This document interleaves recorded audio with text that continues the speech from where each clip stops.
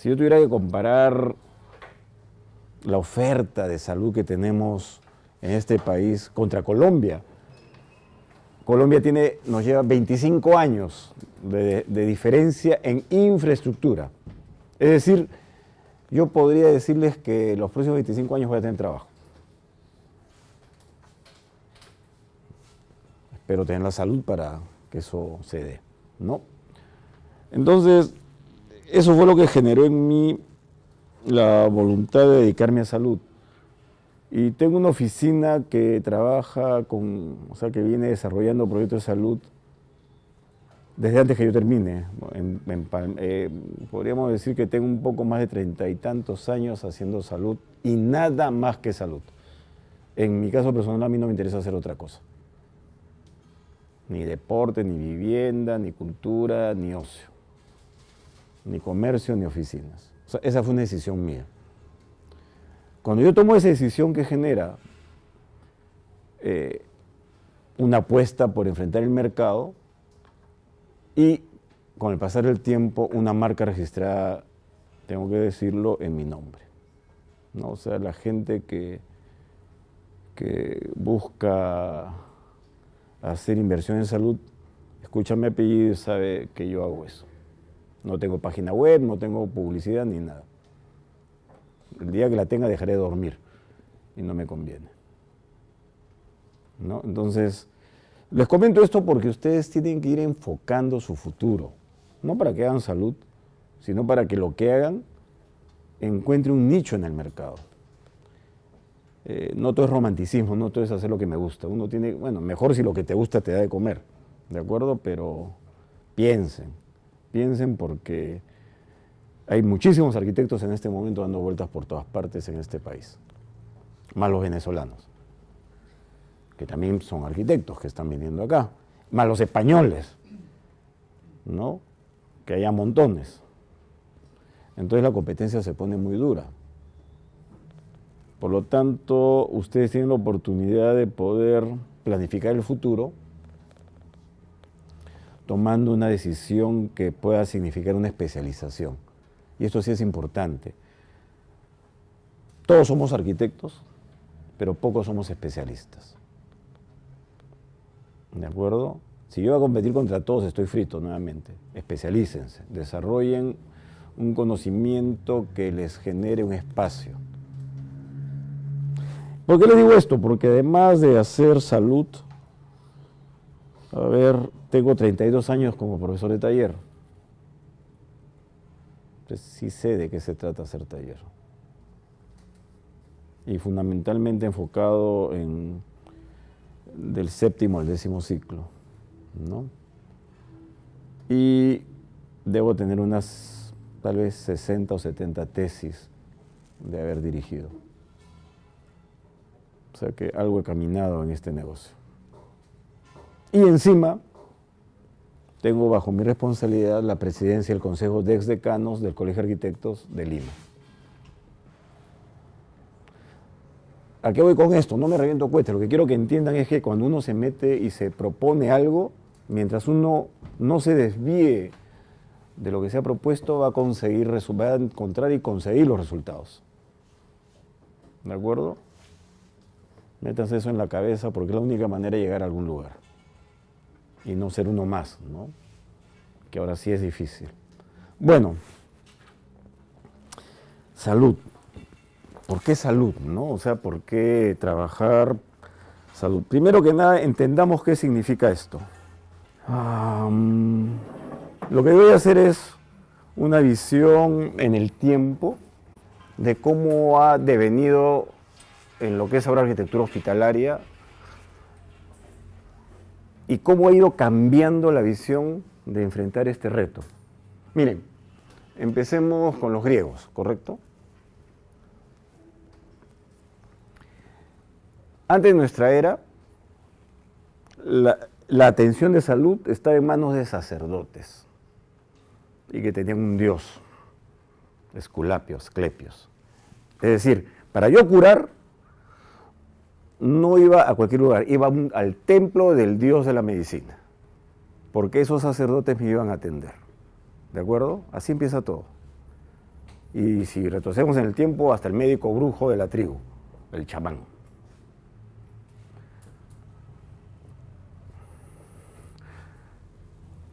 Pérgamo, en la Turquía actual, y aquí está el templo de Esculapio, la clínica, el hospital. La que sigue. Quiero que vean cosas bien interesantes. No tenía las brújulas ni la orientación tan perfecta que tenemos, pero fíjense cómo esta línea de norte prácticamente corre paralela a este eje, ¿de acuerdo? ¿Dónde se origina este templo? Aquí, en un manantial, en una fuente sagrada, agua pura, cristalina. Ahí se origina. Y los arquitectos en su momento crean un eje, fíjense. Este es el ingreso al templo y qué casualidad que el eje va directamente a la fuente sagrada, al manantial sagrado. Punto 1, hay orientación. Claramente los ejes norte-sur están.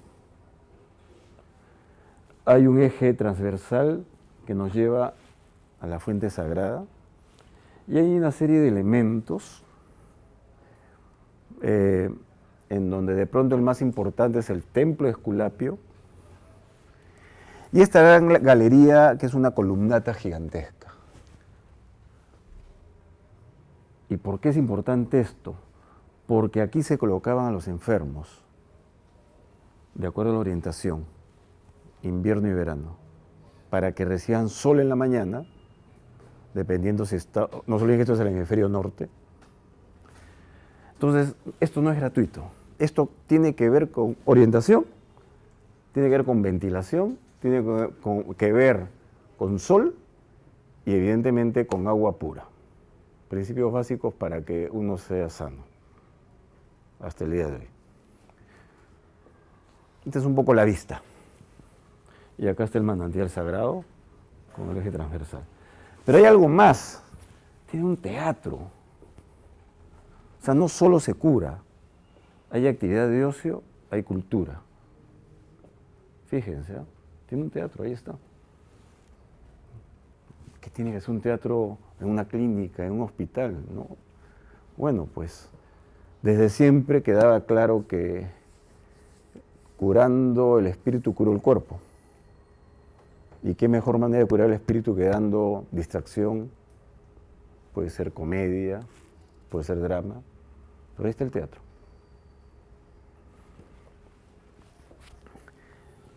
En Roma la cosa evoluciona y lo fundamental en Roma es el aseo. No sé si ya han estudiado en Historia de la Arquitectura las termas romanas, ¿no es cierto? Punto 1, acceso gratuito.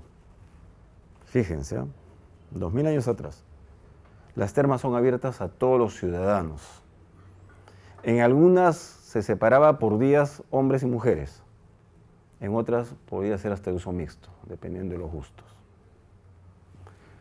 Pero las termas no solo tenían espacios donde yo tenía agua fría y caliente, sino tenían un gran espacio que era la palestra, que era una especie de cancha, donde se practicaba gimnasia, se desarrollaba lo que podríamos hablar ahora como atletismo. Entonces, nuevamente, en el caso de Roma, no solo está el templo, acá traigo la planta de una terma para que comprendan, nuevamente el agua, manejada por temperatura, aseo, un espacio amplio para practicar gimnasia o algún deporte. Entonces, fíjense ustedes que estoy hablando de temas que al día de hoy son bastante vigentes, ¿no?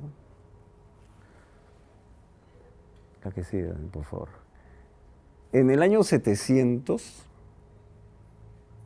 es en el mundo árabe donde se funda la primera facultad de medicina, tal como la entendemos el día de hoy. En ese momento Europa estaba prácticamente sumida en la oscuridad. Se había perdido la ilustración generada por griegos y romanos. El mundo cristiano había tomado el manejo de lo poco que quedaba del Imperio Romano. y lamentablemente se pierde toda esa herencia greco-romana que es captada y aprovechada por el mundo musulmán. A partir de ellos, todo este conocimiento vuelve a Europa a través de España. No se olviden que en España los musulmanes estuvieron 800 años. O sea, como que se dio una gran vuelta, ¿no? Pero aún en el mundo musulmán, la divinidad, Alá en este caso, tiene una presencia fundamental. O sea, sigue existiendo la vinculación de que el curar es un acto que involucra fe y conocimiento. ¿De acuerdo? O sea, todavía no está desligado. Vayamos a la Edad Media, año 800 de nuestra era. Europa está sumida en la barbarie donde las ciudades casi se han perdido. Los dos grandes grupos de poder que podemos encontrar en ese momento en Europa son, por un lado, los nobles en sus feudos, en sus castillos, rodeados de siervos, de campesinos, y el clero, la iglesia. ¿Dónde? En los monasterios. Y la iglesia sigue con la tradición de brindar salud. Dentro de los monasterios aparece el concepto de la farmacia y del hospital. Esto es bien curioso. San Galen en Suiza, uy, ¿verdad? Por ahí hay un partido de fútbol, ¿no? Hace poco, qué casualidad. La iglesia principal con su claustro, y detrás de la iglesia principal lo que vendría a ser el hospital, separado en el hospital de los nobles y de los pobres. Y no sé por qué razón, qué poca fe le tenían a los médicos que el cementerio está al costado. Es un indicador bien interesante, porque el cementerio está al costadito. Qué mala señal, ¿no? Que te atiendan y a través de la ventana puedes ver el cementerio. Pero bueno, así está planteado. Este es el cementerio y esta es la zona de lo que vendría a ser el hospital. La que sigue, Daniel, por favor. Y acá lo ven, ¿no? El monasterio, fíjense, fortificado. Acá está el cementerio y acá está el hospital. Y separados los que son pobres, siervos, de los que tienen dinero. Marcadamente separados. La que sigue. Esto se da y realmente las condiciones eran de hacinamiento total, ¿no? Las camas eran compartidas. Es más, era un lujo tener una cama aún en tu casa. Lo normal era compartir camas, así que ahí nadie salía curado, ¿no? O muy pocos salían curados. El concepto de higiene perdido. Ahí se coleccionaban pulgas, bichos de todo tipo. Lo normal era bañarte para el día de tu boda y de ahí punto. Pero bueno, esa es la edad media que tenemos en el mundo occidental. En la medida que avanza la sociedad, ya para el siglo XV aparece un fenómeno bien interesante que se viene desarrollando desde el siglo XIII. El empoderamiento de la sociedad civil. Los burgueses, la gente que vive en el burgo, la gente que vive en la ciudad. De ahí viene la palabra burgués.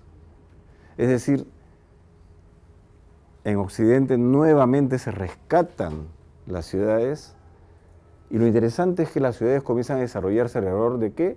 De los obispados. La única estructura que quedó a lo largo de 1000 años, de los primeros 1000 años del cristianismo en Europa, fue la estructura político-religiosa de la iglesia. ¿De acuerdo? Y las pocas ciudades que lograron sostenerse fueron ciudades que tenían un obispado en ellas. Muchas desaparecieron. Porque todo el mundo vivía en el feudo, en el castillo, alrededor del campo, con los siervos.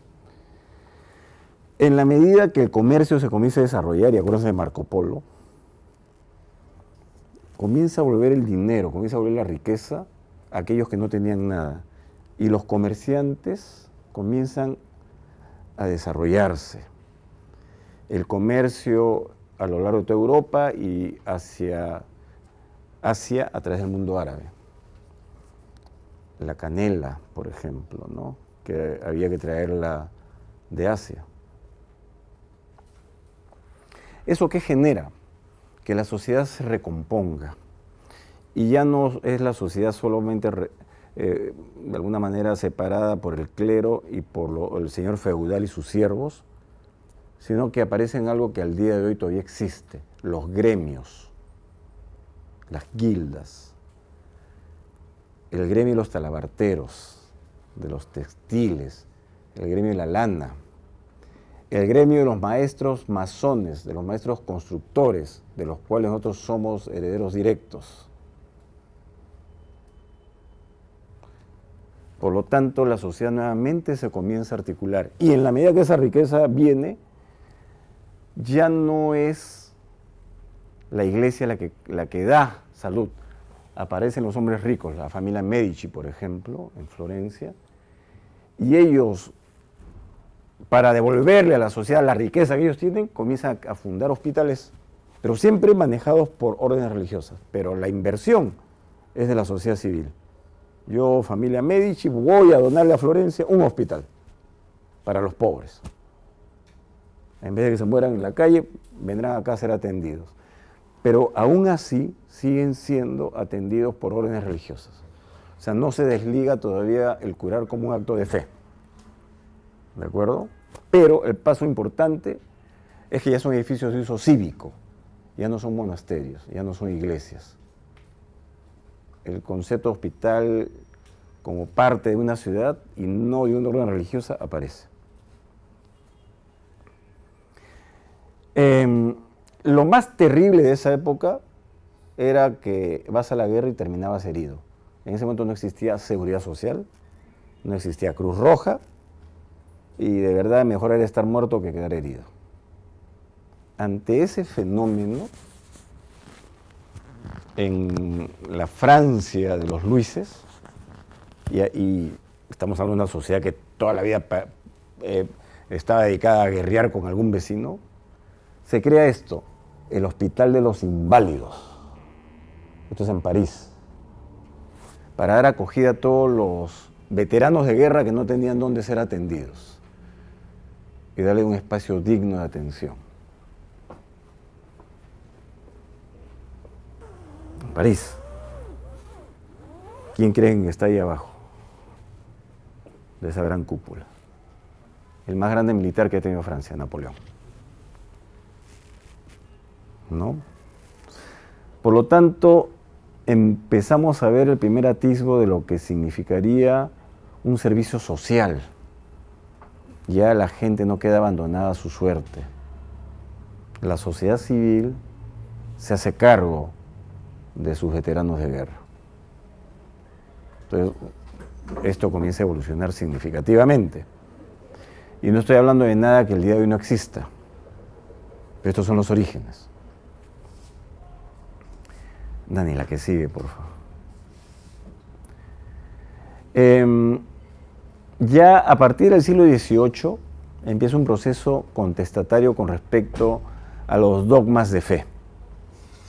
Los enciclopedistas franceses, a partir del siglo XVII, pero fundamentalmente en el siglo XVIII, desarrollan todo un esfuerzo para llevar el conocimiento a todos los que saben leer, evidentemente.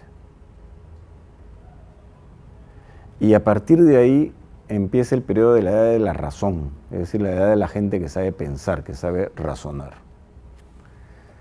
Y con la edad de la razón que vienen la consolidación de las grandes universidades, que si bien habían empezado en el siglo XII, pero entre el siglo XVIII, XVII y XVIII se consolidan como el único lugar donde para tener una profesión hay que asistir. Ya no estudio con un maestro en mi casa, sino tengo que ir a una escuela, tengo que ir a una universidad. Esto ya concluye el periodo de empoderamiento de la sociedad civil y la separa radicalmente de la sociedad regida por la Iglesia. Eso es bien importante, porque a partir de ese momento el curar se convierte en el ejercicio de un conocimiento, pero para que no te quemen no hay que dejar de vista que todavía Dios te ayuda, porque si no terminas en la hoguera por ateo. La Inquisición tuvo vigencia hasta inicios del siglo XIX, por lo menos en nuestra tierra. Bueno, pero en el siglo XIX, ¿qué pasa? La tecnología avanza y con ello avanza también el armamentismo, y ya las guerras no son a punta de sable o lanzo flechas, sino de bombas, de balas. Se mata a distancia, es más, ni siquiera sabes quién te ha disparado y ya estás muerto. Hasta antes de eso, por lo menos, enfrentabas el duelo cara a cara. Y los heridos se vuelven masivos, tremendamente masivos. Cada vez que había una batalla eran miles los heridos. ¿Eso qué trae consigo? Por un lado, el desarrollo de todo lo que es la traumatología como conocimiento de los huesos rotos y cómo atenderlos. Comienzan a desarrollarse las ciencias médicas especializadas, pero esa es la visión que se tiene de un hospital de heridos a mitad del siglo XIX, imagínense. Muy poca luz, hacinamiento total. Y ahí hay de todo, ni siquiera están separados, ahí hay de todo. El que está herido con el que está con tifoidea y tal. En ese momento, una dama inglesa va a Crimea y mira esta situación. Y dice, esto no puede ser, acá hay algo que está mal. El sobrevivir herido a una batalla y ser internado en un hospital era simplemente retardar tu muerte. O sea, el porcentaje de gente que salía viva de estos, entre comillas, hospitales era bajísimo. 15, 20% de todos. O sea, de hecho iban a morir ahí. Poquitísimos sobrevivían. Ella hace esto, fíjense ustedes. Punto 1, luz, ventilación, sectorizar la atención. Área de atención y consulta. Bueno, calefacción. Tenemos condiciones ambientales apropiadas. Y lo que ahora se entiende como la estación de enfermeras que encontramos en cualquier clínica o hospital, ella las crea, Florence Nightingale. Y este es el resultado. Y consigue que el nivel de supervivencia en Crimea se dispare al 60%. Simple y llanamente con aseo, con organización y con sentido común, evidentemente. Ella es la creadora de la enfermería moderna, por ejemplo. Las enfermeras la tienen como patrona. En Solferino, seguimos todavía en Europa, hay una batalla entre austriacos, italianos y tal, y un suizo se da cuenta que poco o nada se hacía por los heridos que quedaban en el campo. Y si los ibas a recoger, también te tiraban un balazo. Y él crea la Cruz Roja, como un símbolo universal de neutralidad de aquel que lleva ese símbolo. Y rescata, no interesa de qué bando es, pero comienzan a rescatar a los heridos. 1859, y ya en la Convención de Ginebra, en el año 64, se establece lo que entendemos prácticamente al día de hoy en términos de prestación de servicios, lo que es la Cruz Roja. El primer lugar donde entra en funciones es en la Guerra Civil Norteamericana. Miren, carapas blancas, y vean en el hombro de esa persona la Cruz Roja. Al toque, porque eso fue del año 65. Entonces, comenzamos a evolucionar rápidamente, ¿de acuerdo? Por un lado, desde el punto de vista arquitectónico, se organizan mejor los sistemas de atención de pacientes. Y por otro lado, aparece una figura de respeto y neutralidad que es esa banda blanca con una cruz roja. Dos cosas fundamentales.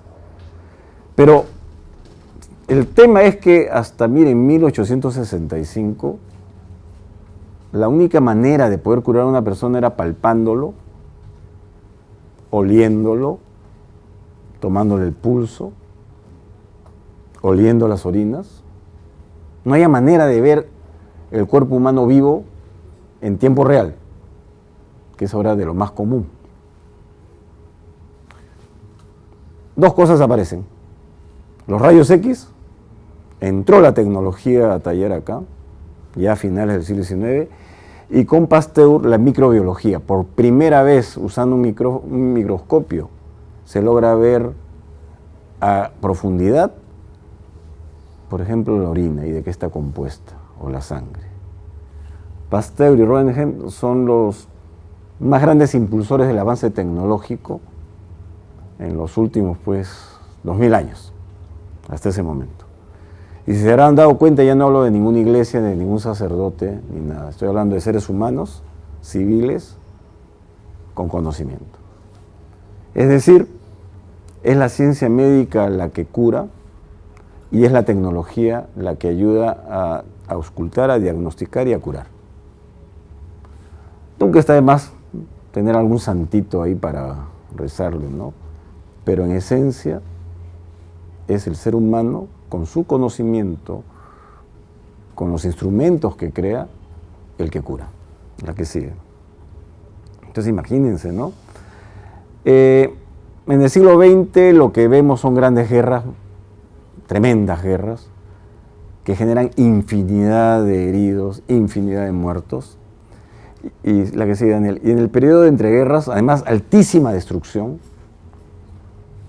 ¿Esto lo conocen? ¿Quiénes han llevado historia de la arquitectura? Álvar Aalto, uno de los padres de la arquitectura moderna, ¿no? Y ahí está en pie todavía.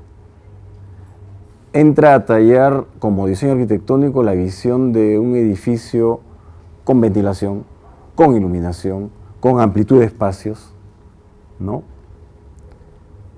De alguna manera, con Florence Nightingale y el que llega a la arquitectura moderna al mundo contemporáneo, la forma de ver el edificio destinado a salud cambia significativamente.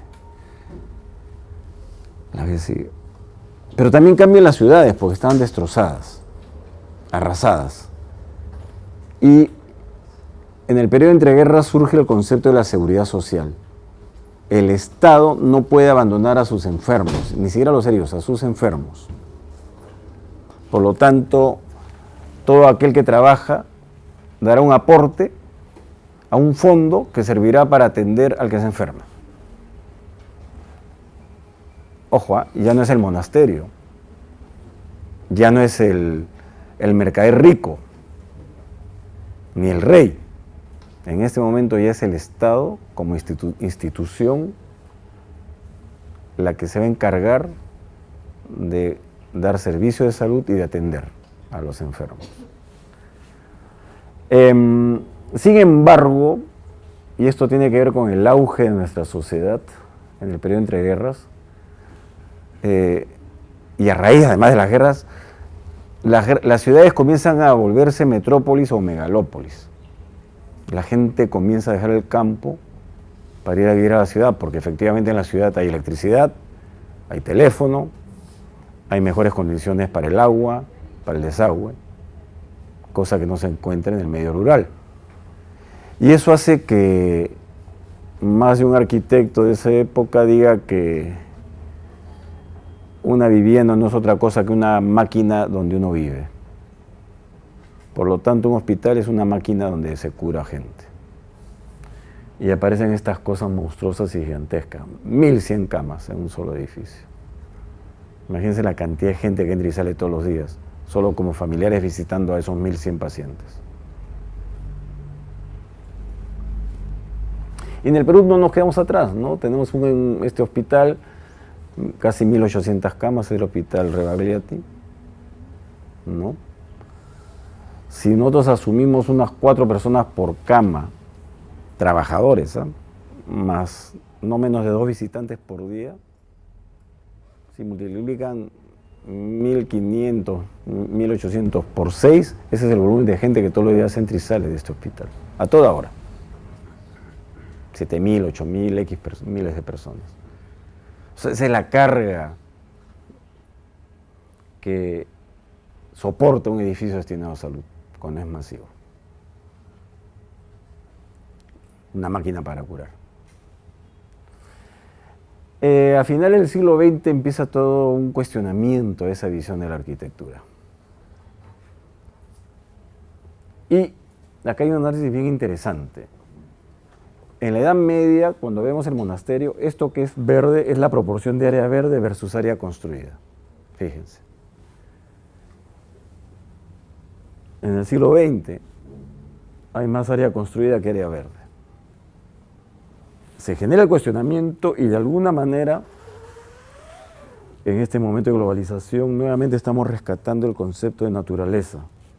Y no precisamente como parques y jardines, sino como techos verdes, por ejemplo. O sea, hay una búsqueda muy sostenida de traer la naturaleza a los edificios destinados a salud. Y eso de alguna manera nos lleva a esto, ¿no? En la antigüedad, para curarte, tú necesitabas de naturaleza y de un edificio. En la edad moderna, para curarte, tú necesitabas de una máquina que estaba albergada en un edificio, la máquina para curar. En este momento, para curar, tú necesitas naturaleza, máquinas entendidas como tecnología y edificios. O sea, en eso estamos en este momento. O sea, hay un vuelco, hemos dado una gran vuelta de 2000 años. Solo que ahora sí está de por medio la naturaleza. Entonces, ¿qué tenemos? Tecnología, infraestructura y el medio ambiente que debe entrar al edificio. Y eso es lo que en este momento se privilegia en el diseño hospitalario. Ahora, ya que hay algunos que están diseñando salud, vamos a hacer algún análisis y hablaremos de los hospitales generales. Esto lo voy a pasar rápido. Punto 1, son complejos, son muy complejos como edificios. En su interior hay mucha tecnología. A veces yo puedo estar en la ciudad más pobre del mundo, pero adentro tengo los equipos de mayor impacto tecnológico, como puede ser un tomógrafo, un resonador y qué sé yo. O sea, es decir, la tecnología es necesaria, no interesa dónde. ¿De acuerdo? Pero también los hospitales cada vez son más especializados, ya no son generales, hay de todo tipo de hospitales, para niños, para mujeres, para ancianos, para cáncer, oncológicos, ¿no? O sea, se abre el abanico de posibilidades. Aparecen dos carreras fundamentales para que el hospital funcione como tal, y son carreras de mucho auge y altamente rentables. La ingeniería clínica, de ahí vienen los ingenieros biomédicos, que son los que se encargan de manejar, administrar todo el equipamiento al interior de un hospital o una clínica. Y el ingeniero hospitalario, que es en esencia un arquitecto ingeniero, porque es el que ve todo el edificio, que garantiza que ese edificio llamado hospital funcione y no se pare. Son dos carreras relativamente nuevas en nuestro mercado. Ni siquiera tenemos en este momento ingeniería hospitalaria, ya tenemos ingeniería biomédica. El año pasado, cuando se hizo un ranking en Estados Unidos de carreras con mayor proyección de desarrollo, en primer lugar estaba la ingeniería clínica. En primer lugar. Bueno, vamos a entender cómo diseñar.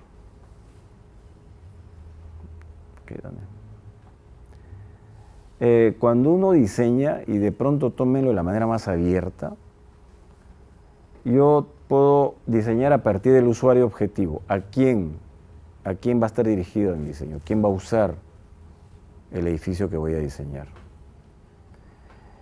En el caso de salud, ¿qué tipo de paciente voy a tener? ¿Es un anciano? ¿Es un niño? ¿Es una parturienta? ¿No? Y también puede ser por el proceso de atención.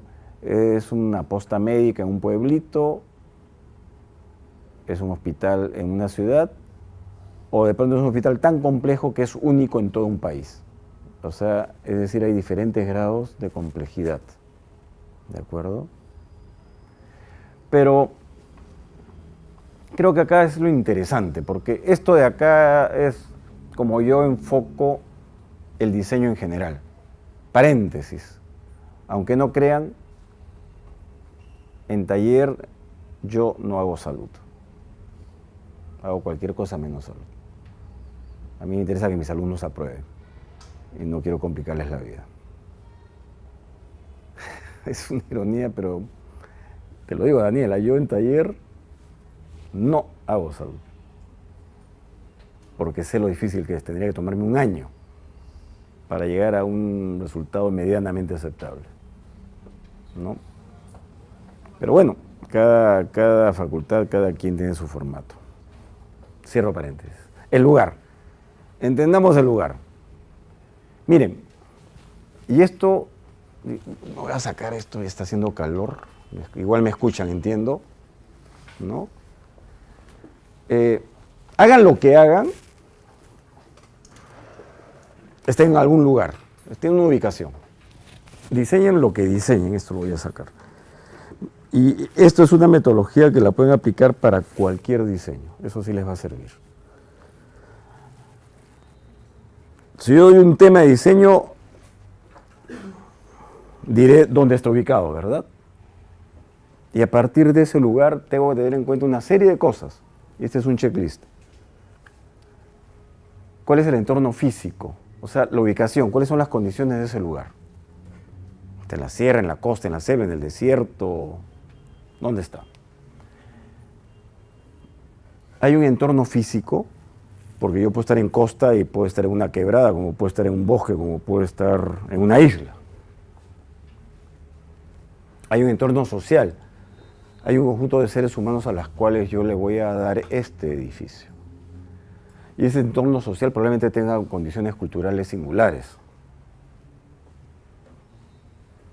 ¿Qué grado de desarrollo tiene la ciudad o el lugar donde yo voy a diseñar? Y les voy a dar por qué. Es decir, bueno, acá pongo establecimientos de salud, pero esto me va a permitir entender ese lugar. Yo tengo que saber dónde voy a diseñar y tengo que saber leer el lugar. El terreno, ¿qué forma tiene? Regular, irregular, y sabiendo la forma del terreno ya yo comienzo a tomar partido. Inmediatamente, el terreno va a condicionar mi partido de diseño. Topografía, es plano, es escabroso, tiene zonas inundables, qué sé yo. Eso me va a dar también el partido. Y si está en pendiente me indicará, por lo menos en el caso del agua y el desagüe, por las pendientes, cómo debo organizar mi sistema de drenajes. El tamaño del terreno. Dependiendo del tamaño del terreno, yo sabré si mi solución es horizontal o vertical, o mixta. Y su orientación. Ya los griegos hablaban de orientación. ¿Cómo va el tema de iluminación, la ventilación natural, vientos predominantes? A lo largo del año, ¿cómo se comporta ese lugar con el clima? Y eso también me obliga a tener que tomar una decisión con respecto al partido. ¿Cómo me voy a orientar? Hacia dónde pondré mis ventanas, mis corredores, mis puertas, para evitar, por ejemplo, corrientes marcadas de viento al interior del edificio, o ambientes extremadamente calurosos cuando lo que busco es que no lo sea. Ya en el mundo profesional es importante la resistencia al suelo. Estoy en arena, estoy en roca, ¿sobre qué estoy? Y de acuerdo a eso saldrá la solución estructural. Y miren, estoy analizando el terreno. Todavía no he trazado una sola línea, pero ya en mi cerebro ya yo estoy esbozando una idea de cómo puede ser mi edificio. Me voy creando ya una idea. La que sigue, Daniel. ¿Cuántos frentes tengo? 1, 2. Tengo frentes a avenidas, frentes a calles, a pasajes. En esos frentes, ¿cómo son los flujos? ¿Hay servicios públicos? ¿Hay transporte público? ¿Paso el metro, el tren? El entorno. Estoy en un entorno urbano y es zona monumental, Es una zona deteriorada, es una zona residencial, es una zona heterogénea donde hay vivienda, comercio, etcétera, etcétera. O sea, ¿qué entorno tengo? Y lo tengo que analizar y describir. Este es un checklist. ¿Podré llegar a pie o en bicicleta? ¿O estoy tan distante que solo llego por transporte público o en coche? ¿No? ¿Cómo son las vías para acceder? Asfaltadas, no asfaltadas, amplias, estrechas. ¿El terreno es propio? ¿Está registrado? ¿Y el registro coincide con lo que yo veo en la realidad? Pues si no coincide, en el municipio van a decir, señor, una cosa es el título de propiedad y otra cosa es el terreno que usted ha diseñado. Muerto, no avanza. O sea, yo tengo que ver la situación legal de mi terreno. Eso es fundamental. Vulnerabilidad del lugar. ¿Qué amenazas tengo? Tanto naturales como de origen humano, antrópicas. Si estoy cerca a un estadio, vean el estadio de la U, cada vez que la U pierde, ¿qué le pasa a los vecinos? Esa es una amenaza antrópica, están reventados. O sea, esas propiedades no valen nada, nadie quiere vivir ahí. Y probablemente ellos llegaron primeros que el estadio. Y el estadio les echó por los suelos la inversión de pronto de toda una vida, ¿no? Entonces, cuando yo analizo, yo tengo que ver qué hay alrededor. Y no estoy hablando solo al frente, sino en un perímetro razonable. Si voy a comprar un departamento, me gustaría que ese departamento tenga por frente un grifo, ¿qué les parece? ¿Vivirían ahí? Y al costado un lugar de conciertos de fin de semana. ¿Vivirían ahí? Ni hablar, ¿no es cierto? Entonces, esas son las amenazas antrópicas. Y las naturales. Bueno, muy buena parte del Perú está en zona sísmica, empezando por toda la costa y buena parte de la sierra. Partes importantes del país están en zonas inundables, ahora que el Niño ya es cotidiano y no es una cosa extraña. Pero, ¿qué pasa si tengo al costado un cerro con vegetación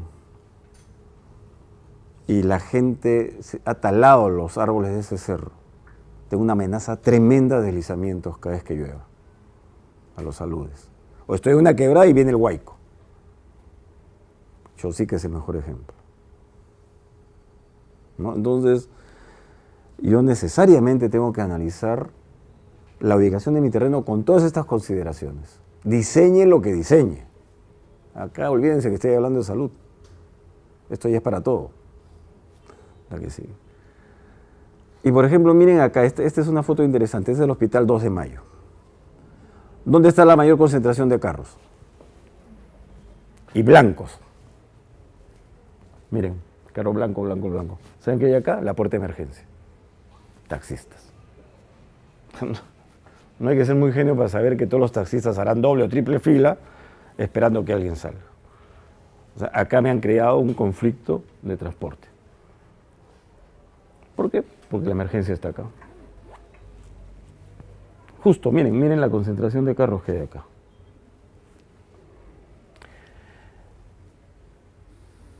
No sé si conocen la espalda del Hospital 2 de Mayo o han caminado por ahí. ¿Alguien lo conoce, lo ubica en la avenida Grau? Hay que conocer Lima. ¿Caminarían por la calle de atrás de ese hospital? ¿Ah? Yo les aseguro que después de las 5 de la tarde hay que ser muy valiente o suicida para caminar por ahí. Porque este es un paredón gigantesco. Paredón. Acá, mira, entras vestido y sales desnudo si sales. Si sales. Por lo tanto, como yo diseñe, o beneficio a los vecinos o les complico la vida. Además, por acá sale el muertito y sale la basura. Entonces los que viven al frente están fritos. Se han mudado o qué sé yo. Y esto es bien importante, porque si yo pongo la puerta principal de un establecimiento de salud, los que viven al frente van a hacer fiesta. Su valor comercial se dispara. ¿Qué hay frente a un hospital o a una clínica? Farmacias, ¿qué más? Funerarias, ¿qué más? Comida, restaurantes por todos lados, la florería, hospedajes. Entonces, no es este caso, pero si uno ve lo que hay frente a la puerta principal de una clínica o hospital, es todo esto. Por lo tanto, ese valor de suelo que costaba un sol se ha disparado a miles de soles. Esa es la gente que hace fiesta. Pero si ves a la espalda y te ponen por ahí la puerta de salida de la basura y del muerto, tu propiedad no vale nada. A nadie le gusta vivir por ahí. Entonces, en el caso de salud, cuando ustedes hagan un análisis de terreno, de lo que sea, tienen que saber cómo manejan los flujos y dónde colocan la puerta principal y las puertas secundarias en caso que las hubiera. Entonces, una regla universal para cualquier diseño. ¿De acuerdo? Y en el caso de salud, necesito paraderos, ciertamente, ¿no? Para transporte público. Mejor si tengo área verde, ¿no? Por lo tanto, van a aparecer una serie de requisitos, de condicionantes, que ya de por sí, miren, sigo en el lugar, hace media hora estoy hablando del lugar, todavía no he diseñado nada, pero en mi cerebro ya tengo una idea de lo que debe ser esto, ¿se dan cuenta? Y no he trazado una sola línea, pero eso es todo lo que me está dando ese lugar, sea el que sea, porque aun cuando esté en la mitad del desierto habrán condiciones, siempre habrán condiciones. El objeto. El objeto en este caso está destinado a salud, ¿correcto? Pero el objeto puede ser un teatro, puede ser una casa, un museo, un estadio. Ese es el objeto. Y no hay objeto que no ocupe un espacio o un lugar. Van de la manito. En el caso de salud, ese objeto está organizado por una serie de áreas. Hay administración, hay emergencia, hay salas de operaciones, hay consultorios, hay farmacias, laboratorios. Hay un conjunto de áreas que ya están establecidas, ¿no? Y evidentemente ese conjunto de áreas entre sí también establecen relaciones de dependencia, de proximidad o de rechazo. ¿Ustedes pondrían el depósito de cadáveres al costado de la cocina? No, no, o sea, por más que no tiene nada que ver, pero no lo pondrían, ¿no es cierto? ¿Y pondrían la puerta de emergencia al costado de los cuartos de internamiento de hospitalización? Jamás, porque la emergencia funciona 24 horas y no te va a dejar dormir. Entonces, este tipo de cosas que son de puro sentido común son las que uno tiene que tener en claro cuando enfrenta un diseño. ¿Qué relaciones se establecen? ¿De proximidad, de lejanía o para evitar? La que sigue, Daniel. Porque esto es puro salud, la que sigue. Pero también tienen que saber, como en cualquier objeto de diseño, que hay áreas comunes, que son usadas por todos.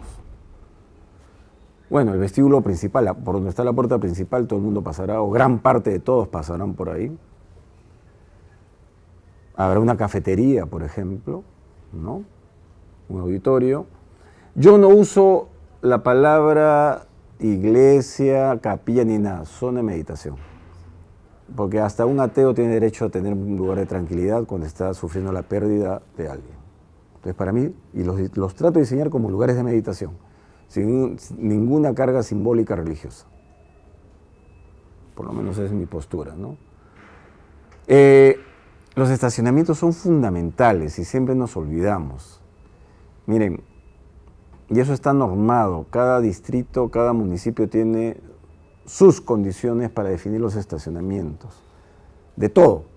Si hago un multifamiliar, me pueden decir desde cada 3 viviendas, 1,5 estacionamientos para una unidad de alta densidad y de bajo costo, como también me pueden decir por vivienda 3 estacionamientos. Y me tendré que, y eso es San Isidro en algunos casos, ¿no? Entonces, o si es comercio, me dirán por cada 100 metros cuadrados construidos un coche. Y si estoy en San Isidro, me lo va a pedir cada 20 metros cuadrados. La locura. Por cada 20 metros cuadrados un vehículo. Y ahí surge la fórmula tan absurda de que por cada piso que subo es un sótano para abajo. Por el ratio de estacionamientos. Es una locura en este momento. Pero así están hechas las cosas. deberé pensar que puede llegar gente en bicicleta y que esto es una utopía en el Perú, ¿no? Los paraderos de taxis. El taxista no respeta nada aunque le hagas el paradero. Pero hay que hacerlo. Algún día aprenderán.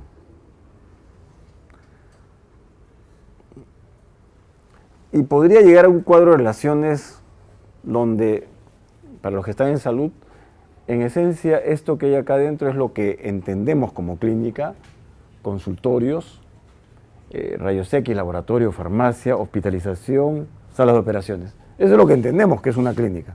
Pero para que esto funcione, necesita de cocina, de lavandería, de la casa de fuerza, de un área de esterilización, es decir, de todo lo que permite que el edificio como tal funcione, sea el que sea. Una cosa es lo que vemos cotidianamente, otra cosa es lo que está en algún lugar, pero que es fundamental. Y acá ya estoy hablando de programación. Yo acá arranco ya mi programación. La que sigue. Ahora, algo que, por lo menos en mi caso, o de un grupo de arquitectos que tenemos el taller, manejamos es los referentes. Eso de ser un estudiante de arquitectura que alucina algo, lo baja de una nube y crea la maravilla, no existe. Uno tiene que investigar. En todo caso, los Leonardos no abundan. Puede haber, pero no abundan. ¿De acuerdo? Una de las maneras de enfrentar el diseño de algo es a partir de referentes, de objetos similares, no necesariamente iguales, similares a lo que yo tengo que hacer en cualquier lugar del mundo. Y lo analizo para ver de qué manera ese arquitecto lo ha resuelto. Es el manejo de referentes. Cuando nosotros en taller pedimos una toma de partido, lo primero que pedimos es referentes. Es la primera crítica de toma de partido. ¿Cuáles son tus referentes? Si vas a hacer, no sé, un malecón ribereño, investiga en el mundo resultados exitosos de diseño de malecones en ríos, por ejemplo. Y nosotros lo que hacemos, le pedimos a los chicos que traigan 3 o 4 ejemplos, pero analizados, no la fotito, sino analizados, para que identifiquen por qué eso que han elegido como un referente es un buen ejemplo a seguir. ¿De acuerdo? Es algo que yo sí aconsejo. Diseñen investigando y encontrando referentes. No para copiar, no para copiar, pero sino para captar la esencia de ese diseño y mejorarla, desarrollarla ustedes. No sé, Daniel, si ustedes manejan ese concepto de referentes, ¿no? Eso es fundamental. En salud, la que sigue, sí hay referentes y en algunos casos son tipologías arquitectónicas. Hay diferentes maneras de atacar el diseño de un edificio de salud, ¿no? Y ahorita las vamos a ver. Esto, por ejemplo, este es un formato de referentes desarrollado por los holandeses, ¿no? El monobloque, un gran edificio que concentra todo con otra plataforma, este es Revaliati, que tiene los consultorios. O sea, un edificio compacto vertical, acompañado de una plancha horizontal donde están los consultorios. El ingreso a la emergencia está acá, hasta la vuelta, ¿no? Todos estos son los consultorios y de alguna manera acá está el internamiento. La que sigue. Tipo doble peine, este es un peine, ¿eh? Son cada bloque con los dos grandes ejes, circulación pública, circulación interna. Y lo demás articulado, acá lo ven abajo. Es un típico diseño español, que se ha vuelto un copy-paste además, ¿no? Entonces, lo bueno de este formato, de esta tipología, es que claramente separa las circulaciones públicas de las internas, y eso es fundamental en el diseño de salud. Hay que en lo posible evitar que la gente se mezcle, que el paciente ambulatorio, el visitante, termine caminando por donde está pasando la comida o donde está pasando un cadáver. No sé si les ha pasado que abren la puerta de un ascensor y de repente hay un paciente en camilla o en silla de ruedas. Es lo peor que puede haber. Eso es un pésimo diseño. Eso es maltratar a ese paciente. ¿O me equivoco? Y encima ese paciente está en bata, semidesnudo, ¿no es cierto? Mientras ustedes están con ropecalle. Eso es lo peor que puede haber en un diseño hospitalario. Hay que separar los flujos. Así, religioso, separen flujos. Ahí está un ejemplo de un proyecto en doble peine, un terreno gigantesco, pero ahí lo ven clarito. Este es otro, vean abajo la planta. Qué interesante, esto solo funciona en terrenos grandes, valgan verdades. Pero ¿qué tiene de bueno? Primero, lo que les digo, los dos ejes de circulación claramente diferenciados y los pabellones o bloques transversales siempre con patios internos. O sea, acá se generan un muy buenos sistemas de iluminación y ventilación, en lo posible naturales, en lo posible. La que sigue. Este es tipo centro comercial. Una gran galería, imagínense el Jockey, y alrededor de esta galería comienzan a aparecer los bloques y cierran así, ¿no? O sea, es una gran calle a lo largo de la cual se articula todo. Estamos hablando de tipologías. La que sigue, por favor. Este es uno en forma de cruz, es decir, desde un atrio o núcleo central se reparte. Esta es la entrada principal. O sea, de un gran espacio central que reparte. La que sigue, ahí ven la planta, ¿no? O sea, uno ingresa, encuentra un espacio central que es a la vez distribuidor. Y de estos ejes comienzan a desarrollarse diferentes volúmenes con posibilidad de ir creciendo a futuro, además. La que sigue. Este de acá es ramificado porque es muy parecido al anterior, pero comienza a crecer en bloques. Nuevamente, esto funciona cuando tengo terreno. La que sigue. Y este es el lineal, ¿no? O sea, es un hospital lineal que queda claro que va a seguir creciendo por acá.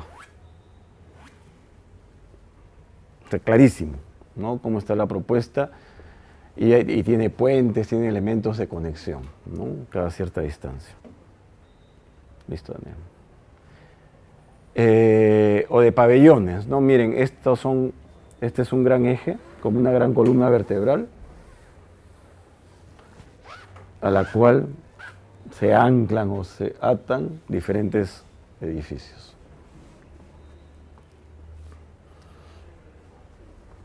Ahí lo ven.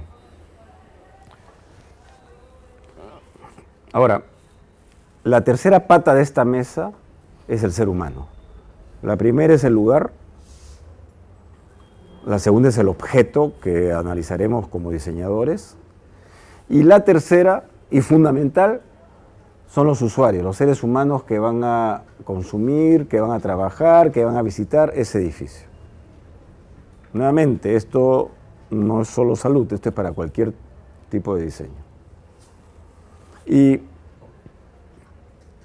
cuando hablamos de usuario, y lo voy a recontra simplificar, podemos hablar de dos tipos de usuarios. Servidores y servidos. Servidores son todos aquellos que trabajan o desempeñan alguna función al interior del edificio, y los servidos son aquellos que van a ir a recibir algo en ese edificio. Claro, en salud es muy fácil, ¿no? Médicos, enfermeras y personal en general son servidores, y los servidos son los pacientes. Pero creo que lo podemos hacer igual para un colegio, lo podemos hacer igual para un centro comercial. Siempre vamos a encontrar servidores y servidos. Es una manera muy sencilla, pero ayuda a ordenarnos. En el caso de salud, el usuario principal es el que trabaja allí: médicos, enfermeras, técnicos, personal de ingeniería, personal de limpieza, ¿no? Lo importante de discriminar así es que comenzamos a identificar usuarios con funciones diversas. Personal de servicio y limpieza, basta que yo lo identifique para saber que esa gente, y por lo que va a hacer, necesita de vestidores, necesita de aseos, ¿no es cierto? Y cada vez que programamos nos olvidamos de que quien limpia y no tiene nada. Ni siquiera le dan espacio para guardar, en un cuartito para guardar las escobas, ¿o me equivoco? ¿no? Entonces, al entender los usuarios, yo claramente puedo profundizar en cada uno de ellos para saber qué funciones va a desempeñar. El médico lo encontraré en el consultorio, lo encontraré en la sala de operaciones, de pronto dando una charla en el auditorio, visitando a sus pacientes hospitalizados. A la enfermera la voy a encontrar fundamentalmente en todas partes, porque ellas desempeñan funciones de todo tipo. El personal administrativo lo encontraré concentrado en el área de gestión y administración. Normalmente no lo vemos. Pero como estamos analizando, miren, como estamos analizando al paciente, efectivamente a mí no me interesa que la emergencia esté al costado de la consulta. Que el muerto, que el área de cadáveres esté al costado tampoco, que la cocina, que los servicios, no me interesa, eso a otro lado. A ver, cuando yo diseño, no sé si quedó claro cómo se puede manejar ese cuadrito. ¿Ya? Es mucho sentido común, ¿no? Mucho sentido común. Y a partir de ahí se da el salto a zonificación. Pero vamos a ver algo bien importante a la hora de diseñar. Un módulo de diseño. En salud sí hay un módulo de diseño. Y es el 1,20 m por 1,20 m. Mientras yo no me escape de este módulo, les puedo asegurar que todos los ambientes van a encajar. Toditos. Tanto así que el 840 es la luz máxima de un pórtico en concreto. ¿Qué puedo hacer en una luz de 840? A ver, cuéntenme. Probablemente no se han dado cuenta. Si tuviera que hacer un edificio donde en el sótano tengo estacionamientos, ¿cuál es la mejor separación entre columnas para diseñar estacionamientos? ¿Ah? ¿Por qué? Oye, hablen, están mudos, afónicos. Cuéntenme, ¿por qué me dicen el 840? Porque meto 3 carros en esa luz. 3 carros. Y yo tengo que optimizar mi cantidad de columnas, porque si pongo una luz menor, no voy a meter 3 carros, voy a meter 2, 2,5, me va a sobrar espacio. Miren, diseño, ¿eh? Con 840 a ejes entre columnas, entran 3 carros limpiecitos. Y no me peleo con nadie. Punto. Mi diseño empezó por los estacionamientos. Si tengo un edificio vertical. Si yo no tengo eso en cuenta, me voy a agarrar a cabezazos cuando tenga que diseñar los estacionamientos. Es decir, la modulación estructural, en este caso, que les pongo como ejemplo, está vinculada a estacionamientos en sótano. Apréndanla, porque en el intercolumnio puedo ubicar 3 vehículos. ¿Y por qué? Porque me piden 250 más o menos por vehículo. Que el 720 no funciona, no se olviden que las columnas tienen ancho. Y si me voy a 6 metros es una luz corta para otras cosas. El 840 va muy bien si yo tengo que resolver estacionamientos. Va muy bien. Por lo tanto, la lógica de modular no es para hacer un diseño cuadriculado, ojo, sino es para tener un diseño ordenado, que de ahí le puedo hacer quiebres, lo puedo girar, no hay ningún problema, pero por lo menos con esto me ordena el diseño. Una sala de operaciones con un ancho mínimo de 6 metros es un gol. 480 ya no, porque el ancho mínimo es 5,20 metros, entonces me voy a 6 metros, por ejemplo. ¿No? 6 por 7, si disminuyo por ahí me queda 5 y tantos y 7. Es una estupenda sala de operaciones para traumatología, 42 metros cuadrados. Todo está amarrado. O sea, acá no hay más ciencia que el sentido común y organizar y ordenar con una modulación el diseño. No descuiden eso.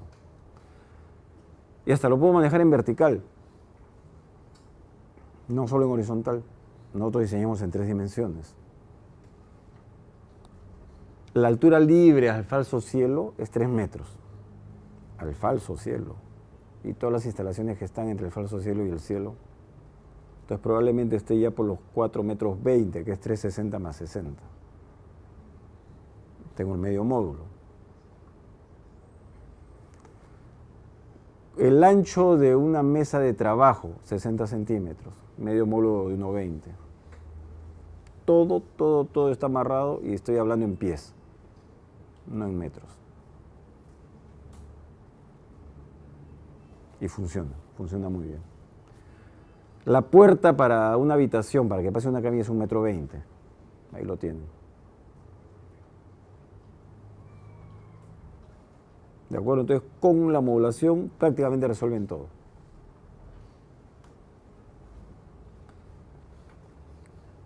Muchísimas normas, lamentablemente. Y hay que conocerlas. A montones de normas. Cada una más desestable que la otra, pero hay que conocerlas. Porque nos ponen muchas trabas a lo de diseñar. Por eso, bueno, ahora avancemos porque esto ya les adelantaba, ¿no? Puedo tener un hospital docente, un geriátrico, una maternidad, puedo tener un hospital infantil. ¿Qué tema de diseño están manejando los que están haciendo salud?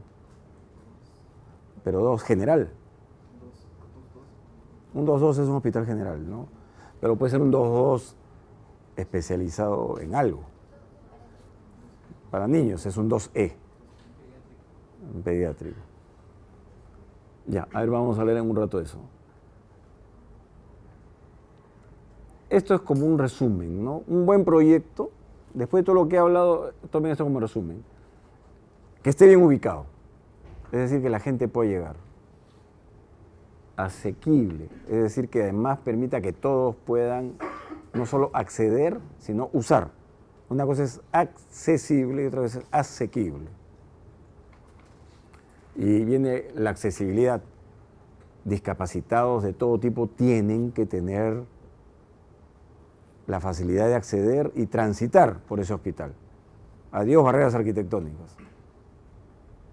¿Correcto? Entonces hay que pensar en los discapacitados. Y generalmente, es una posición mía, al interior de un hospital, todos los pacientes para mí son discapacitados. Por algo están en un hospital. Discapacidad temporal, la que sea, pero sí, pues, por algo están en el hospital. Una señora con 8 meses y 3 semanas de embarazo, ¿qué les parece? Métanla a un bañito. ¿Podrá entrar? En cambio, si va muy bien en un baño de discapacitados. Por lo tanto, piensen en eso. Probablemente el diseño ideal iría por tener la mayor cantidad de baños de hospitalización accesibles. Porque ahí genera holguras para todo tipo de pacientes. Si no es así, miren por lo menos el 30%. ¿De acuerdo? Lo ideal, todos. Lo que me permite tener un baño universal. Todos lo usan. El diseño de flexibilidad también es importante porque los hospitales van cambiando en el tiempo. Se van reacomodando a la tecnología, a diferentes necesidades.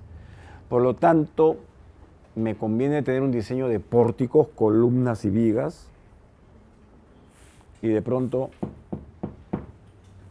tabiques que yo pueda mover en algún momento, con aislamiento acústico y contra el fuego. ¿De acuerdo? Es decir,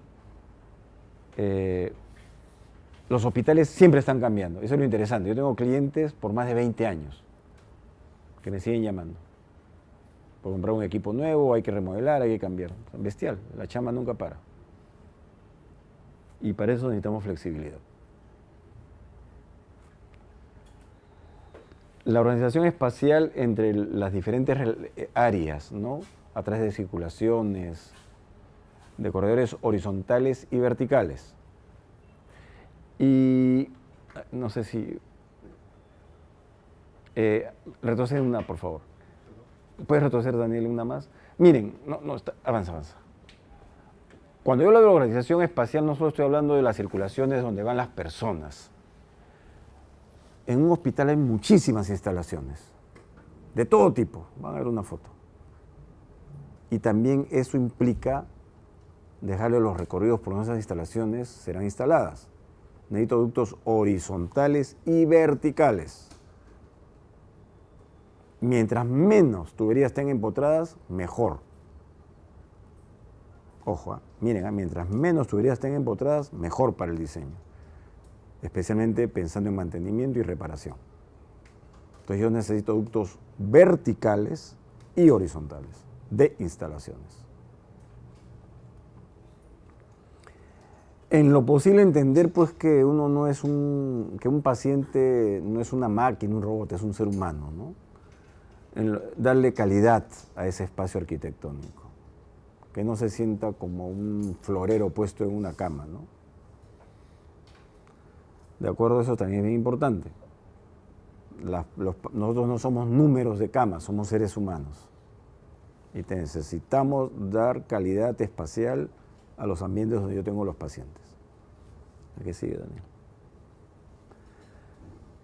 Cuando yo lo diseño basado en evidencia, tiene que ver con eso, ¿no? O sea, de cómo aprender de lo que en otros lugares ya se está dando.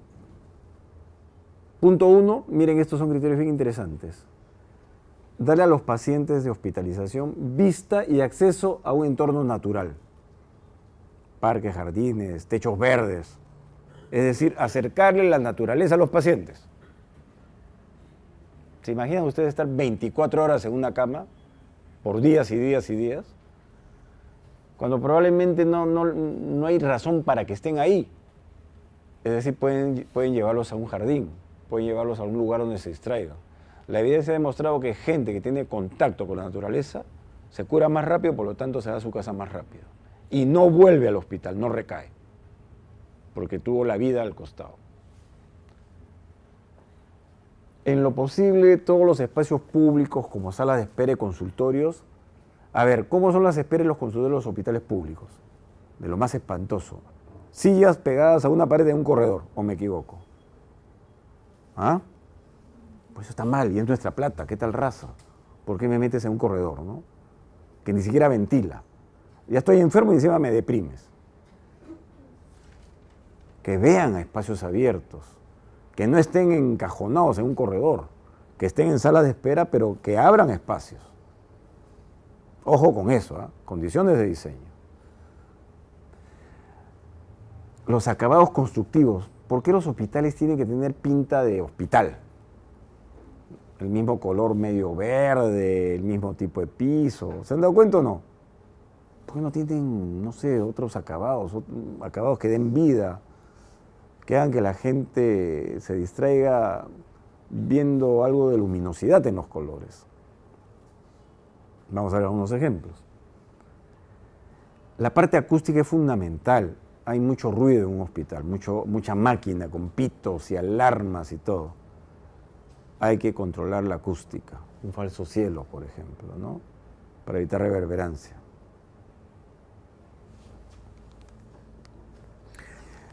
Los hospitales siempre son edificios grandes, llenos de corredores y complejos. Por lo tanto, yo tengo que tener una buena señalética. Tengo que saber conducir a las personas para que no se pierdan. En el caso de los pisos de hospitalización, yo debo ubicar la estación de enfermeras de modo tal que tenga dominio máximo de todas las habitaciones. Esa es una premisa a satisfacer. O sea, en lo posible, la máxima visibilidad desde la estación de enfermera a todas las habitaciones, a todas las puertas, en todo caso, del corredor de hospitalización. Y han programado ya los que están haciendo el 2-2. ¿Habitaciones de cuántas camas? ¿Ah? 60 camas. ¿Pero cómo las tienen repartidas?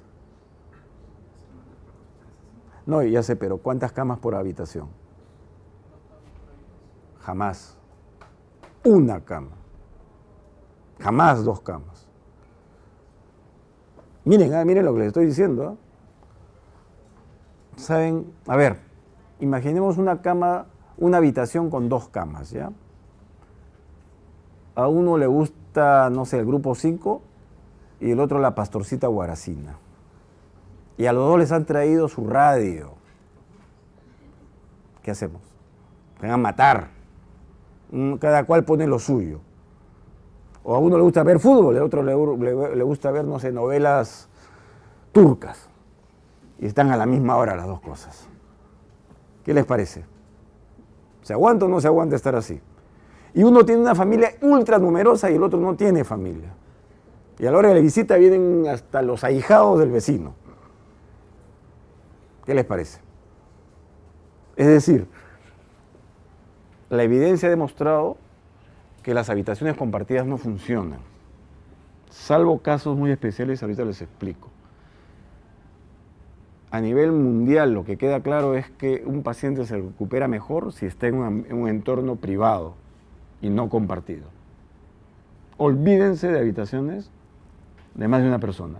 Salvo que es un maníaco depresivo, a ese no lo puedo dejar solo. Se tira de la ventana. ¿No es cierto? Pero no es el caso de ustedes.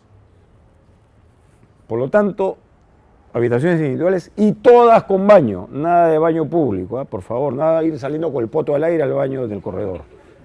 ¿Han visto o no han visto en los hospitales? ¿Les gusta? Es denigrante. Todas las habitaciones con baño e individuales. Y eso no se discute, ¿eh? Estoy hablando de calidad de vida, estoy hablando de confort, estoy hablando de trato humano. Esto no es botar la plata. Para eso pagamos impuestos. Lo menos que le puedo dar a un paciente en un hospital público es un buen cuarto, ¿no? Sabe Dios cómo vivirá en su casa. Por lo menos cuando esté enfermo, oye, dale confort, ¿no? Ya si su vida es miserable, que esté enfermo y encima vive de repente en choza, por lo menos en el hospital del Estado, atiéndelo bien. Lo último, lo mínimo que puedo esperar, ¿correcto? Eso para mí es no negociable, ¿eh? A mí me tocó sustentar que no hayan cortos colectivos en el Ministerio de Salud. Y me levanté a todo el mundo en peso. Hace ya algunos buenos años. Y esas son las razones. Trato humano.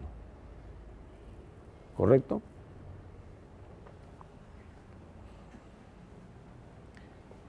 Y acá comienza a aparecer, ¿no? O sea, tiene que haber privacidad. O sea, si yo estoy atendiendo, yo médico, tengo que decirte a ti que tu mamá se va a morir. ¿Dónde lo digo? ¿En el corredor? ¿O en una oficinita? ¿No es cierto? O sea, tengo que crear los espacios donde yo genero privacidad, le doy intimidad a la comunicación médico-paciente o médico-familiar. No hay cosa más triste que, y lo he visto en muchas, cerca UCIs, que en el corredor el médico está hablando con el familiar. Oye, tu papá está tal, así. No puede ser. Entonces, piensen siempre que tienen que haber ambientes de entrevista, médico-familiar. ¿Dónde? Cuidados intensivos, en sala de operaciones, salas de partos, en emergencia. Hay cosas que no se pueden decir en el corredor, ¿ya? Aunque la norma no lo plantee. No se olviden que tenemos un país que es multicultural. De pronto en Lima no se siente, pero en provincias yo tengo que pensar que hay comunidades, por ejemplo en la selva, que tienen sus propias costumbres, su propia manera de organizarse. No le voy a traer un hospital de Lima a ese sitio, ¿no? A Yurimaguas o a Bagua. De repente esa gente tiene otra forma de reunirse, otra forma de interactuar. Habrá que investigar para resolver el diseño a partir de esa visión. ¿Ok? Lo más importante, que sea un edificio seguro, ¿no? Que si viene un terremoto no se cae. Y en lo posible, que sea sustentable, sostenible en el tiempo.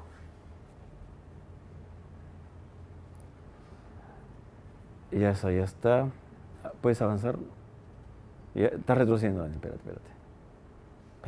Avanza, por favor. Una más.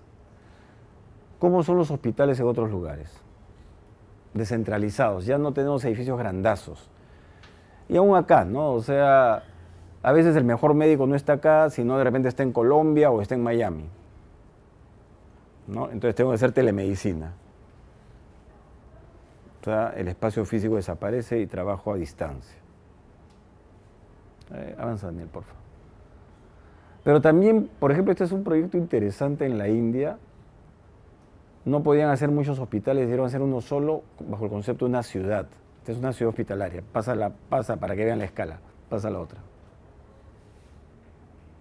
Miren la escala. Cada uno de esos cuadrados que han visto es una manzana. Es una ciudad dedicada a la salud. Miren. ¿No? Un concepto diferente, ¿no? A ver, veamos otras soluciones. Este edificio, que los mostré en una foto toda gris, espantoso en Nueva York, le trajeron la vida. Crearon un gran atrio cubierto de cristal y hasta palmeras tiene, en pleno Nueva York.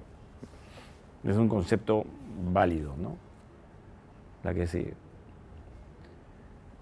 Una sala de operaciones con ventana. ¿Por qué tienen que estar en 4 paredes? Viendo al campo en este caso. En la que sigue. Color, naturaleza.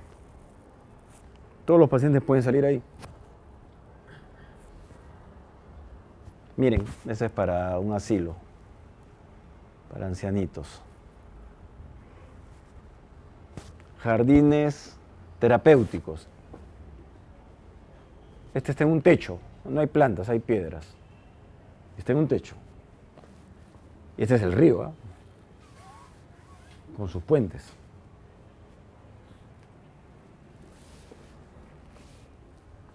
O sea que hay más de una solución. Un edificio absolutamente verde que ya tiene hasta árboles adentro, ¿no? Miren este otro. Realidad virtual. Esto es un hospital de veteranos de Estados Unidos, escala en roca. El pata está aprendiendo a caminar con unos lentes de realidad virtual. Y está sostenido por arneses. ¿Y qué pasa en un hospital pediátrico de traumatología? ¿Qué mejor manera de recuperarte escalando? Y tu médico está al costado. ¿Qué les parece? ¿Bacán o no? O sea, no está prohibido, ¿correcto? Y eso es terapia. Esa chiquita está haciendo recuperación. Y está vacilándose. Está haciendo escalada. O, este es un hospital pediátrico en Londres, miren la que sigue.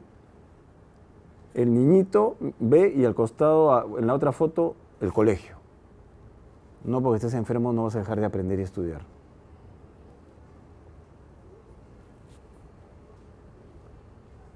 Bueno, tecnología. Estas son salas de operaciones. Todo esto es tecnología. Vamos pasando rápido. Un robot. El cirujano es este pata. Ni siquiera toca al paciente. Ese es un robot. Un Da Vinci. Retroceda, por favor. Y por acá está el paciente al cual le van a operar la rodilla. La que sigue. Más tecnología.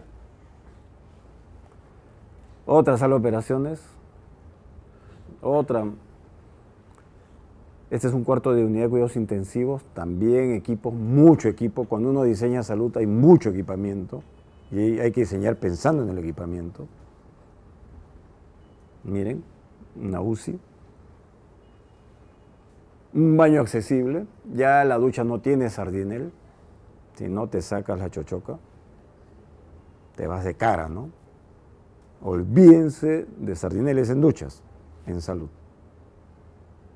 ¿De acuerdo? Ingreso a una sala de operaciones, miren el color. ¿Qué es esto? Lo que les puedo decir que esto es un jacuzzi. Ustedes díganme. Esta es una camilla, evidentemente. ¿Qué creen que es eso? Sala de partos. Esto es una silla de partos. El jacuzzi no es para parto en el agua, es para desestresar a la mujer. Si no, masajes terapéuticos al costado. ¿Qué les parece? ¿Bacán o no? Miren, parece un hotel. ¿Y esto? Miren los colores. ¿Qué creen que es eso? Es una sala de partos. Al fondo está la balancita para el bebé. Miren esos colores. Este es interesante porque este es una mesa especial, parto vertical, esto se acomoda para diferentes posiciones para el parto. La que sigue. ¿Y esto? ¿Qué me dicen? ¿Ah? Hospitalización. ¿Quién da más? Es una sala de partos. Y ya creo que ya la han inaugurado. Este es un proyecto en Good Hope que hemos hecho en la oficina. Sí. En Miraflores, Malecón Balta, en el 6º piso. Miren la vista que tiene a toda la bahía de Miraflores. ¿Ah? Una sala de partos. ¿Qué les parece? Acá con esto le estamos dando duro a la clínica Delgado. Sí, porque esa vista no la tiene nadie. Esa es la habitación.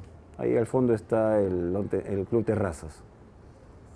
¿Quién dijo que no puedo trabajar materiales? Miren la cama. Ya, esta es una unidad de cuidados intensivos neonatal. Esto no es acá, es en Estados Unidos.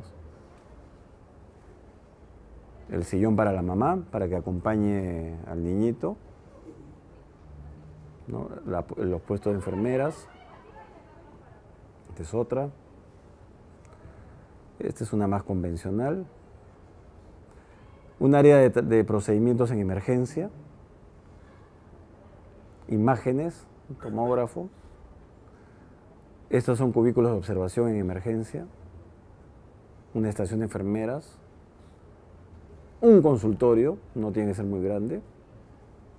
Una habitación de hospitalización. Típico corredor hospital, ¿verdad? Largos, interminables. Ahí están todas las instalaciones que podríamos encontrar debajo de ese falso cielo, al interior. Agua, miren acá hay agua contra incendios, agua caliente de ida y de retorno, agua potable, verde es oxígeno, estos son otro tipo de gases, las negritas son desagüe, cualquier cantidad de instalaciones. Y todavía que en esa foto no hay nada de data, si no ya habría completado todo el tramo. Ya bueno, esto vamos avanzando porque esto ya es más complejo. Este es un acelerador lineal, pero creo que no hay más. A ver, avanza Daniel, porque este es un laboratorio para fármacos que está aquí en Callao. ¿Qué les parece eso? Un pequeño atrio, esto es en Arequipa, San Juan de Dios, todavía no se ha hecho. A ver, ¿qué creen que es eso? Este es un tema bonito de diseño. En una clínica está, pero todavía no lo han construido todavía. Rehabilitación física, a la derecha está la piscina.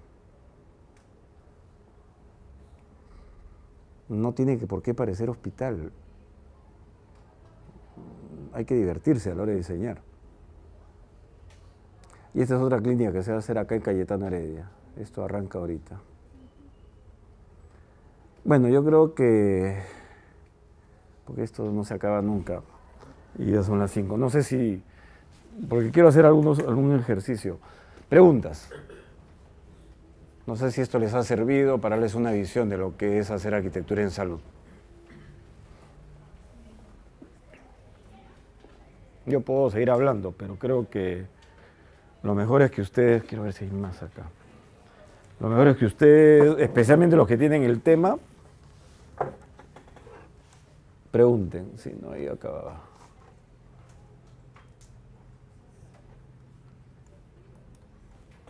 Vamos a la pizarra.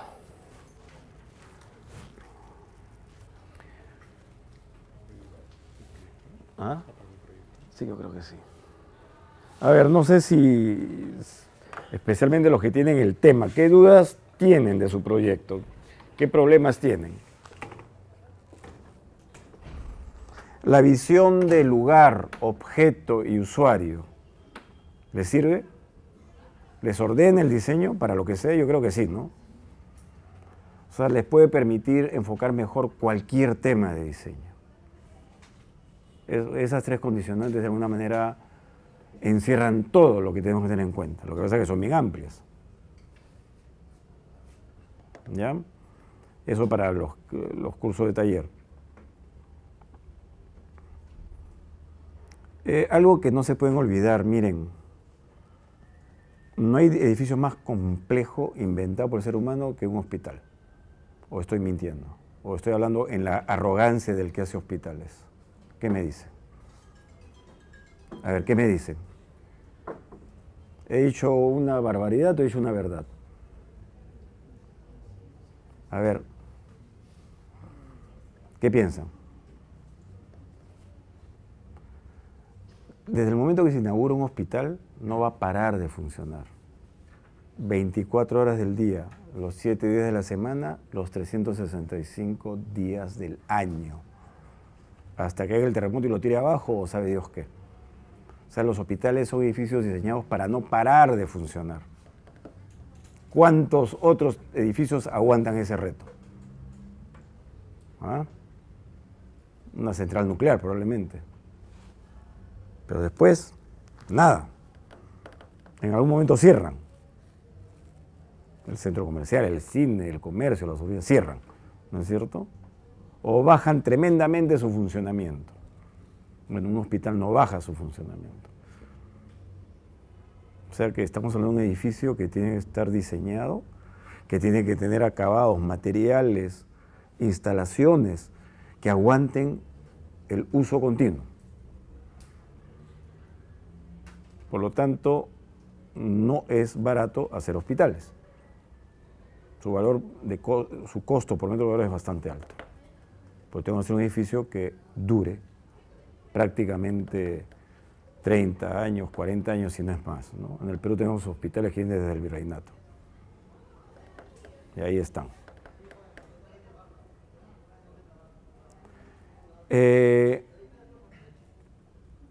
Les puedo asegurar que todo lo que se les ocurra lo van a encontrar dentro de un hospital. A ver, suelten usos.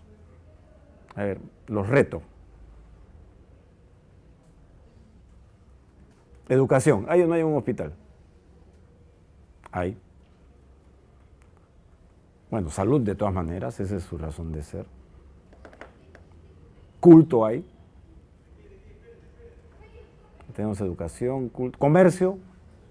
Hay comercio y de diverso tipo. Deportes. Los hospitales hay hospitales que tienen hasta cancha de fútbol.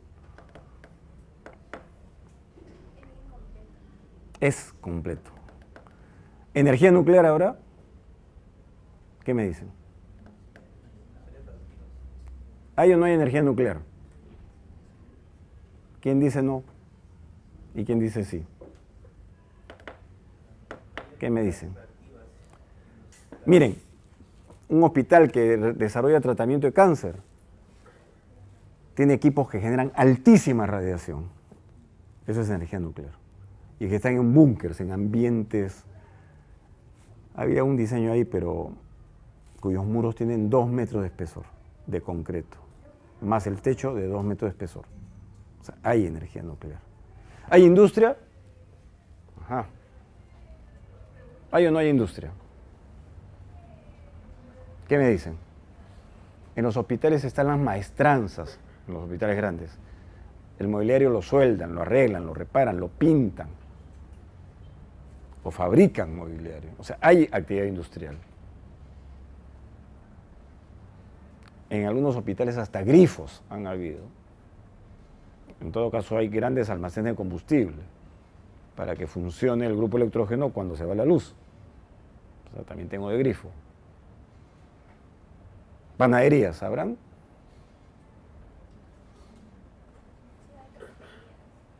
Panadería. Pues sí lo hay. Sí, en el Rebagliati tiene que tener panadería, imagínense 1500 bocas. Toman desayuno, hay que hacer pan. ¿Ah? ¿Ustedes creen que en un hospital grande compran 4 o 5 bistecs? Ahí compran una res, media res, y en la cocina la procesan. No hay forma. lo que es frutas, lo que es arroz, lo compran pues en sacos. Tengo de lavandería, tengo transporte, ¿o no? Hay ambulancias, hay lanchas en la selva, hay helicópteros, hay todo. Todo lo que se pueda imaginar lo va a encontrar en un hospital. Así de fácil. Por lo tanto, eso implica saber diseño en educación, porque tengo que poner aulas, si es un hospital docente. Saber de procesos de fabricación, si es que tengo un área de maestranza. Logística de almacenamiento, el almacén de medicinas, por ejemplo, o de insumos en general. Tengo de cementerio, querrámoslo o no, si tengo de cementerio. En algún lugar tengo que tener el cadáver, tengo que prepararlo para después derivarlo. O sea que hay de todo. Y ese es el reto de hacer salud. Y lo más interesante es que todos los días hay una máquina nueva que aparece y que obliga a que uno esté permanentemente investigando, ¿no? Pero bueno, ya yo hablé, me gustaría que los que están en el tema de salud pregunten qué retos tienen o qué pesadillas tienen. Hablé del tema del helicóptero. ¿Qué condiciones tendría que realizar para poder incluir A ver, yo no soy muy amigo de poner helipuertos, salvo que esté en un techo, pero no en planta, en piso. El golpe de aire que genera las aspas de un helicóptero es tan fuerte que genera problemas y levanta cualquier cantidad de polvo. Y por último, ¿cuántos pacientes puede trasladar un helicóptero a la vez? En ese caso, lo mejor, asumiendo que sea una atención post-desastre, lo ideal es que ese hospital o clínica llegue a un acuerdo, por ejemplo, con un estadio, con un área abierta, amplia, un colegio que tenga cancha de fútbol, y vuelvan eso como un hospital de campaña para que allí lleguen los helicópteros. Y de ahí en ambulancia al hospital. Para mí esa es la mejor solución. Y les cuento, porque a mí me tocó, estábamos haciendo un hospital en Arequipa, remodelándolo, y a un político de peso se le ocurrió llegar en helicóptero. Los helicópteros que tenemos, han visto los helicópteros de la policía, son grandes, no son chiquitos. Bueno, la cosa es que cuando comenzó a bajar el helicóptero, las ventanas del hospital comenzaron a salir disparadas. Tuvieron que decirle que se vaya. Primero porque el edificio no estaba preparado para recibir el golpe de viento de un helicóptero. Que es diferente hacer un edificio y decir, oye, acaba en este espacio bajar un helicóptero, por lo tanto tus ventanas tienen que tener la capacidad de resistencia para ese golpe de viento. No era el caso. Y encima, como se les había ocurrido poner un terral porque dijeron que es el área libre, bueno, ya se imaginan la polvorera que se levantó. Polvo y ventanas rotas, la mejor fórmula para contaminar el edificio. Por lo tanto, salvo que esté en un techo, que ahí no tiene problemas con nadie, y para que esté ahí tiene que tener permiso de transporte aéreo, porque los helicópteros tienen cono de llegada y cono de salida. Y hay condiciones específicas, porque si tengo muchos edificios cerca no puedo llegar en helicóptero. O sea, un helicóptero no llega a cualquier lugar. Tiene que tener una licencia especial de transporte aéreo. Y necesito bastante espacio, 70 por 70. ¿Han visto el helipuerto que hay en Interbank, en la Jai Prado con la vía expresa? ¿Cuántas veces creen que lo han usado? 2 veces. Y hasta sé el nombre de quienes lo usaron. La primera vez fue el dueño, Rodríguez Pastor, que era el dueño del banco, que quiso llegar en helicóptero. Y la segunda fue Niño Grande, Alan García, que quiso también llegar en helicóptero. Esas son las 2 únicas veces que se ha usado ese helipuerto. ¿De acuerdo? Entonces, el tema del helipuerto hay que analizarlo bien. Para mí, mejor trabajar en un lugar abierto, próximo al hospital. Y hacer un corredor seguro, ¿no? Donde vayan las ambulancias y de vuelta. Otra pregunta, otras dudas.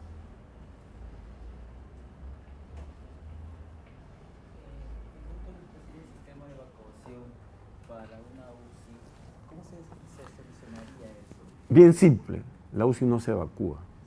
Se van al cielo cuando los evacúas. Se mueren. En una UCI que están enchufados a máquinas no lo puede evacuar. La UCI no se evacúa. Tú tienes que diseñar creando compartimientos seguros, ¿de acuerdo? El problema es que es rarísimo, si el fuego, hablemos de un incendio, se origina en una UCI, y ya están muertos, porque si te desenchufar porque estás conectado a sistemas de respiración artificial, ya estás muerto.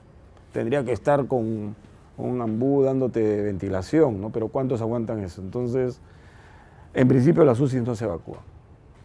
Tengo que volverlas muy seguras. O sea, tengo que ver cómo controlar el fuego. La ventaja es que en una UCI hay permanencia de gente. Entonces, cualquier cortocircuito al toque lo van a detectar. ¿De acuerdo?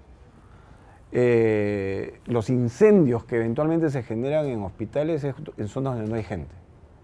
Que te entera el incendio cuando ves las llamas o el fuego, o el humo, ¿no? O cuando son hospitales psiquiátricos, porque los locos son expertos en hacer incendios. Después no hay razón. O sea, en principio no deberían haber incendios. Y si hay terremotos, la norma actual lo que plantea es que cuando tú hagas un hospital tiene que tener aisladores sísmicos. Entonces, en principio, no sé si conocen lo que es un aislador sísmico. Es más seguro estar dentro del hospital que afuera. Ni te vas a enterar del terremoto. Por lo tanto, ya no hay que evacuar. Pero en hospitales antiguos lo que hay que cuidar es la seguridad. ¿Ya? Eso es bien importante. Pero la pregunta es interesante porque eventualmente si hay que evacuar un hospital. Se puede dar el caso, ¿no? Y el primero que está obligado a salir es el médico. ¿Qué les parece? ¿Qué piensan? El primero que tiene que salir es el médico. ¿He dicho una barbaridad o no? ¿Por qué tiene que ser el primero en salir? ¿Ah? Hablen. ¿Por qué qué? Porque él es el que va a atender a todos los miles de heridos que van a venir de las casas que se han caído. Un médico muerto no sirve. Así de fácil. Antes era el último. Hasta se dieron cuenta, oye, pero si se cae el edificio con el médico adentro y todos los que quedaron afuera. Entonces la lógica dice, no, obligatorio el médico sale, corriendo, va a una zona segura. Porque esa es la persona que va a atender a los heridos cuando aparezcan y comiencen a llegar. O sea, la lógica cambia. Y tienen razón, ¿no? ¿Qué otras preguntas del tema de salud que tengan?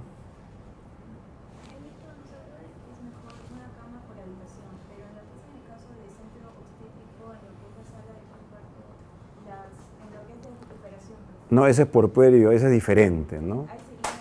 Es que ese es un ambiente de tránsito, no es tu habitación. Y ahí puedes tener 3 camas o 2 camas. Pero estás en tránsito, no es tu cuarto. Como los ambientes que llegan directamente por emergencia, que son los tópicos de procedimiento. Claro, pero ahí son cubículos, ¿no? Para terminar, a ver, en partos, tú tienes tu cuarto. Es decir, tu cama está vacía después de dar a luz. Vas a puerperio inmediato, que estás un periodo de tiempo donde te van a ver que estés recuperándote y te van a mandar a tu cuarto. Por lo tanto, en ese cuarto sí puedes compartir, porque no es un cuarto de hospitalización. ¿De acuerdo? O sea, es un cuarto ese es un ambiente de tránsito. Tu pregunta era, al igual que en emergencia, ¿no? A ver, un requisito fundamental en emergencia es flexibilidad. Porque yo no sé en qué momento se voltea un bus con 50 personas y de golpe las 50 llegan a la emergencia. Entonces yo tengo que tener la capacidad de atender volumen de gente. Mientras menos muros tenga es mejor. Mejor cortinas. Tiro las cortinas y lo lleno de camillas. Porque la lógica cambió. Ahí no me interesa la privacidad, sino tener un espacio abierto donde yo pueda enfrentar la emergencia. En el sector privado eso puede cambiar porque el que está pagando quiere privacidad. Entonces aparecen los cubículos, los boxes. Pero igual, con cierto grado de flexibilidad. queda poco tiempo. ¿Otras preguntas? En mi caso, por ejemplo, estamos haciendo centro de rehabilitación y bueno, nos hemos enfocado en niños. No son las mismas salas de hospital, creo que no es tan complejo.